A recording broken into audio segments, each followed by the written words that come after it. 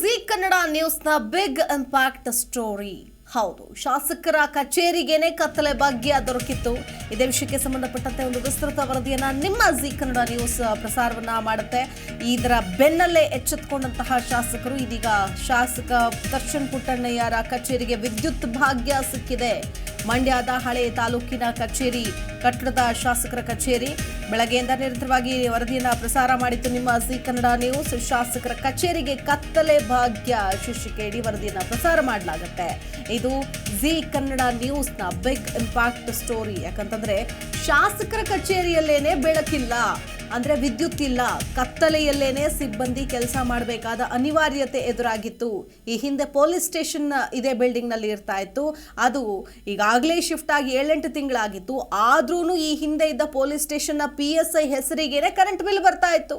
ಆದ್ರೆ ಇದನ್ನ ಯಾರೂ ತಲೆ ಕೆಡಿಸ್ಕೊಳ್ದೆ ಇದನ್ನ ಕಟ್ಟುವಂತಹ ಕೆಲಸಕ್ಕೆ ಹೋಗಿರ್ಲಿಲ್ಲ. ಹಾಗಾಗಿ ಇಲ್ಲಿದ್ದಂತಹ ವಿದ್ಯುತ್ ಸಂಪರ್ಕವನ್ನ ಕಟ್ ಮಾಡ್ಕೊಂಡು ಹೋಗಿದ್ರು ಚೆಸ್ಕಾಂ ಅಧಿಕಾರಿಗಳು. ಇದರ ಬೆನ್ನಲ್ಲೇ ಜಿ ಕನ್ನಡ ನ್ಯೂಸ್ ಕೂಡ ಇದರ ಬಗ್ಗೆ ವರದಿ ಮಾಡುತ್ತೆ. ಹಾಗಾದ್ರೆ ಶಾಸಕರ ಕಚೇರಿಗೇನೆ ಕತ್ತಲೆ ಭಾಗ್ಯನಾ ಅಂತೇಳಿ ಪ್ರಶ್ನೆ ಮಾಡಿದ ಬೆನ್ನಲ್ಲೇ ಇದೀಗ ವಿದ್ಯುತ್ ಭಾಗ್ಯ ಸಿಕ್ಕಿದೆ.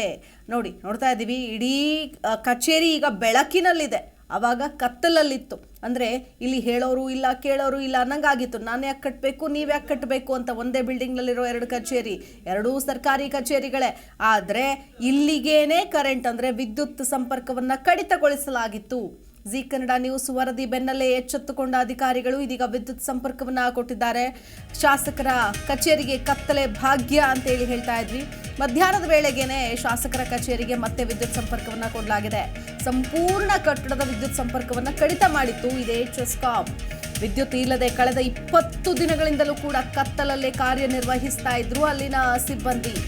ಕಟ್ಟಡದ ಶಾಸಕ ದರ್ಶನ್ ಪುಟ್ಟಣ್ಣಯ್ಯ ಕಚೇರಿಗೆ ಮಾತ್ರ ವಿದ್ಯುತ್, ಪಾಂಡವಪುರ MLA ಒತ್ತಡಕ್ಕೆ ಮಣಿದು ಶಾಸಕರ ಕಚೇರಿಗೆ ಮಾತ್ರ ವಿದ್ಯುತ್ ಸಂಪರ್ಕವನ್ನ ಕೊಟ್ಟಿದ್ದಾರೆ. ಈಗ ಪಕ್ಕದಲ್ಲೇ ಇರೋ ಹಿರಿಯ ನಾಗರಿಕರ ಸಹಾಯವಾಣಿ ಕಚೇರಿಗೆ ಮಾತ್ರ ವಿದ್ಯುತ್ ಇಲ್ಲ.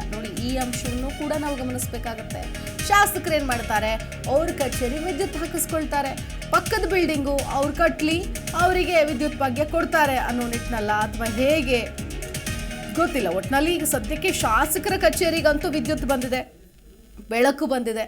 ಕಳೆದ ಒಂದು ಕಡೆ ನಾವು ಒಂದು ಕಡೆ ದೃಶ್ಯದಲ್ಲಿ ಗಮನಿಸ್ತಾ ಇದ್ದೀವಿ, ಕತ್ತಲೆ ಅಂದರೆ ನಾವು ನೋಡ್ತಾ ಇರುವಂತಹ ಬಲಭಾಗದ ದೃಶ್ಯ ಗಮನಿಸ್ತಾ ಇದ್ದೀವಿ. ಕತ್ತಲಲ್ಲೇ ಸಿಬ್ಬಂದಿ ಕೆಲಸ ಮಾಡ್ತಾ ಇದ್ರು. ಕರೆಂಟ್ ಇಲ್ಲ, ವಿದ್ಯುತ್ ಇಲ್ಲ. ಏನು ಕಡತಗಳನ್ನ ಯಾವ ರೀತಿಯಾಗಿ ನಿರ್ವಹಣೆ ಮಾಡಬೇಕು, ಎಲ್ಲವೂ ಡಿಜಿಟಲೈಸೇಷನ್ ಅಂತೀವಿ. ಇಂತಹ ಈ ಸಂದರ್ಭದಲ್ಲಿ ಕತ್ತಲೆ ಕೋಣೆಯಲ್ಲಿ ಕೆಲಸ ಮಾಡಬೇಕಾದ ಅನಿವಾರ್ಯತೆ ಈ ಹೆಣ್ಮಕ್ಳಿಗಿತ್ತು, ಈ ಸಿಬ್ಬಂದಿಗಿತ್ತು. ಈಗ ಈ ವರದಿ ಪ್ರಸಾರ ಆದ ಬೆನ್ನಲ್ಲೇ ಈಗ ಮತ್ತೆ ಶಾಸಕರು ವಿದ್ಯುತ್ ಕಚೇರಿಗೆ ಫೋನ್ ಮಾಡಿ ಹೇಳದ ಮೇಲೆ ಒಂದು ವಿದ್ಯುತ್ ಸಂಪರ್ಕವನ್ನ ಕೊಟ್ಟು ಹೋಗಿದ್ದಾರೆ. ಕಳೆದ 20 ದಿನಗಳಿಂದಲೇ ಕತ್ತಲಲ್ಲೇ ಕೆಲಸ ಮಾಡಿದ್ರು ಅಲ್ಲಿನ ಸಿಬ್ಬಂದಿಗಳು. ಅವರು ತಮ್ಮ ಅಳಲನ್ನು ತೋಡ್ಕೊಂಡಿದ್ರು. ಏನ್ ಮಾಡೋದು ಇಂತಹ ಗೌರ್ಮೆಂಟ್ ಆಫೀಸ್ಗಳಲ್ಲೇನೆ ಕಿತ್ಕೊಂಡು ಹೋಗಿದ್ದಾರೆ, ಕರೆಂಟ್ ಕಟ್ಟಿಲ್ಲ ಅನ್ನೋ ಕಾರಣಕ್ಕೋಸ್ಕರ ಅಂತ ಹೇಳ್ಕೊಳ್ತಾ ಇದ್ರು. ಇದರ ಬೆನ್ನಲ್ಲೇ ಈಗ ವಿದ್ಯುತ್ ಭಾಗ್ಯ ಸಿಕ್ಕಿದೆ ಶಾಸಕರ ಕಚೇರಿಗೆ. ಮಧ್ಯಾಹ್ನದಷ್ಟೊತ್ತಿಗೆ, ಬೆಳಗ್ಗೆ ನಾವು ವರದಿಯನ್ನ ಪ್ರಸಾರ ಮಾಡ್ತೀವಿ, ಮಧ್ಯಾಹ್ನದಷ್ಟೊತ್ತಿಗೆ ಶಾಸಕರ ಕಚೇರಿಗೆ ವಿದ್ಯುತ್ ಸಂಪರ್ಕ ಬಂದೇ ಬಿಡುತ್ತೆ. ಸಂಪೂರ್ಣ ಕಟ್ಟಡ ಅಂದ್ರೆ ಇಡೀ ಬಿಲ್ಡಿಂಗ್ ನಲ್ಲಿ ಒಂದು ಪಾರ್ಟ್ ಶಾಸಕರ ಕಚೇರಿ ಇದೆ, ಮತ್ತೊಂದು ಕಡೆ ಹಿರಿಯ ನಾಗರಿಕರ ಸಹಾಯವಾಣಿ ಕಚೇರಿ ಇದೆ. ಆದ್ರೆ ಈಗ ಸದ್ಯಕ್ಕೆ ವಿದ್ಯುತ್ ಸಂಪರ್ಕ ಕೊಟ್ಟಿರೋದು ಕೇವಲ ಶಾಸಕರ ಕಚೇರಿಗೆ ಮಾತ್ರ ಅನ್ನೋದನ್ನು ನಾವು ನೋಡಬೇಕಾಗುತ್ತೆ. ಇದೇ ವಿಷಯಕ್ಕೆ ಸಂಬಂಧಪಟ್ಟಂತೆ ಮತ್ತಷ್ಟು ಡೀಟೇಲ್ಸ್ ಕೊಡ್ತಾರೆ ನಮ್ಮ ಪ್ರತಿನಿಧಿ ರಾಘವೇಂದ್ರ. ದೂರವಾಣಿ ಸಂಪರ್ಕದಲ್ಲಿ ಜಾಯ್ನ್ ಆಗ್ತಾ ಇದ್ದಾರೆ. ರಾಘವೇಂದ್ರ, ಏನಿದು ಒಂದು ಕಣ್ಣಿಗೆ ಸುಣ್ಣ ಒಂದು ಕಣ್ಣಿಗೆ ಬೆಣ್ಣೆ, ಎರಡೂನು ಸರ್ಕಾರಿ ಕಚೇರಿಗಳೇ. ಶಾಸಕರು ಹೇಳಿದ್ರು ಅಂತ ಒತ್ತಡಕ್ಕೆ ಮಣಿದು ಈಗ ಶಾಸಕರ ಕಚೇರಿಗೆ ವಿದ್ಯುತ್ ಇದೆ. ಈ ಹಿರಿಯ ನಾಗರಿಕರ ಸಹಾಯವಾಣಿ ಕಚೇರಿ ಏನ್ ಮಾಡಿತ್ತು, ಇಲ್ಲಿಗೆ ಯಾಕೆ ಸಂಪರ್ಕ ಕೊಟ್ಟಿಲ್ಲ? ಡೀಟೇಲ್ಸ್ ನೋಡೋದಾದ್ರೆ.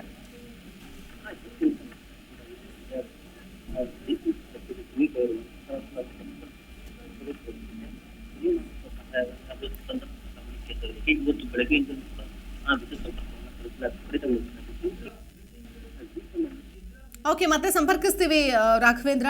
ಧ್ವನಿ ಸರಿಯಾಗಿ ಕೇಳಿಸ್ತಾ ಇಲ್ಲ. ನೋಡ್ತಾ ಇದೀವಿ ವೀಕ್ಷಕರೇ, ಒಂದು ಕಡೆ ಶಾಸಕರು ಎಲ್ಲಿ ಸುದ್ದಿ ಎಲ್ಲ ಕಡೆ ಹರಡುತ್ತೋ ಅಥವಾ ಜಿ ಕನ್ನಡ ನ್ಯೂಸ್ನಲ್ಲಿ ಪ್ರಸಾರ ಆಗ್ತಾ ಇದ್ದಂತೆ ಎಚ್ಚೆತ್ಕೊಳ್ತಾರೆ, ಅಧಿಕಾರಿಗಳಿಗೆ ಕಾಲ್ ಮಾಡ್ತಾರೆ. ಇವರ ಒಂದು ಇನ್ಫ್ಲೂಯೆನ್ಸನ್ನು ಹಾಕಿಬಿಟ್ಟು ಈ ಕಡೆ ವಿದ್ಯುತ್ ಸಂಪರ್ಕವನ್ನು ಕೊಡಿಸೋ ಕೆಲಸ ಮಾಡ್ತಾರೆ. ಚೆಸ್ಕಾಂ ವಿದ್ಯಾರ್ಥಿಗಳು ಬಂದು ಇದ್ದಕ್ಕಿದ್ದಂಗೆ ವಿದ್ಯುತ್ ಸಂಪರ್ಕವನ್ನು ಮಾಡಿ ಹೋಗ್ತಾರೆ. ಸೊ ಅದಾದ ಮೇಲೆ ಕಚೇರಿಗೆ ಬೆಳಕು ಬರುತ್ತೆ, ಫ್ಯಾನ್ಗಳು ತಿರುಗುತ್ತೆ, ಲೈಟ್ ಆನ್ ಆಗುತ್ತೆ, ಎಲ್ಲವೂ ಕೂಡ ಸರಿ ಹೋಗುತ್ತೆ. ಆದರೆ ಇನ್ನೊಂದು ವಿಷಯವನ್ನು ನಾವು ಗಮನಿಸಬೇಕಾಗತ್ತೆ.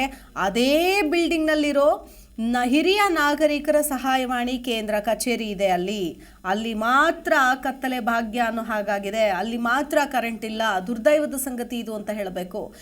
ಒಂದು ಕಡೆ ಶಾಸಕರು ಈ ವರದಿ ಬೆನ್ನಲ್ಲೇ ಎಚ್ಚೆತ್ಕೊಂಡು ತಮ್ಮ ಕಚೇರಿಗೆ ಇದೇನು ನೀವು ಊರುದ್ಧಾರ ಮಾಡಿ ಅಂತ ಅಲ್ಲ, ನಿಮ್ಮ ಕಚೇರಿನೇ ಕತ್ಲಲ್ಲಿದೆ, ಇನ್ನು ಹೇಗೆ ಹಾಗಾದರೆ ನೀವು ಜನರ ಸಮಸ್ಯೆಗಳಿಗೆ ಕಿವಿಗೊಡ್ತೀರಿ ಅಂತ ಪ್ರಶ್ನೆ ಮಾಡಿದಾಗ ಈ ಒಂದು ಉತ್ತರ ಸಿಕ್ಕಿದೆ. ಅಲ್ಲೇ ಪಕ್ಕದಲ್ಲಿದ್ದ ಮತ್ತೊಂದು ಕಚೇರಿಗೆ ಯಾಕೆ ಹಾಗಾದರೆ ಇಲ್ಲಿ ತಾರತಮ್ಯವನ್ನು ಮಾಡಲಾಗ್ತಿದೆ ಅನ್ನೋ ಒಂದು ಪ್ರಶ್ನೆ ಕೂಡ ಇದೀಗ ಎದುರಾಗ್ತಾ ಇದೆ.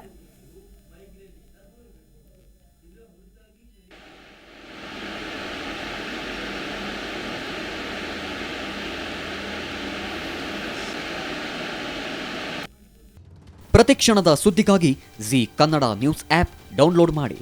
Live TV, latest updates, entertainment, lifestyle, technology ಸುದ್ದಿ ನಿಮ್ಮ ಅಂಗೈಯಲ್ಲಿ.